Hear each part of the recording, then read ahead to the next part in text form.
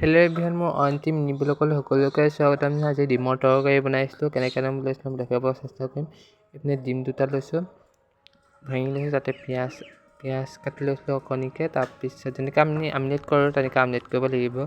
আপোনালোকৰ যে কেতিয়াবা একো চব্জি নাথাকে ঘৰত, তেতিয়া একে কম সময়ত তেনেকৈ বনাব পাৰিব।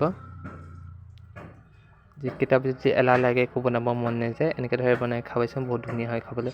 এইপিনে ডিমটো আমলেট কৰি ল'লোঁ ধুনীয়াকৈ, ভালদৰে আমলেট কৰি ল'লোঁ। মই আমলেট কৰি কাটি ল'লোঁ ধুনীয়া জোখৰকৈ। তাৰপৰা আপুনি কেৰাহীটো পাতিলোঁ, কেৰাহীত অকণ তেল দি ল'লোঁ। তাৰপৰা আপুনি পিঁয়াজ আৰু জলকীয়া, বিলাহী ধুনীয়াকৈ কাটি ল'লোঁ। তাৰপৰা ভাজিলোঁ তেলত। আদা, নহৰু, জিৰা, জলকীয়া চব দিলোঁ। ইয়াত মছলা যিমান দিব লাগে, জিৰা, ধনিয়া পাত, ৰেড চিলিৰ পৰা ধৰি চব দিলোঁ। ধুনীয়াকৈ ভাজি আছোঁ, ধুনীয়াকৈ ভাজি ল'লোঁ।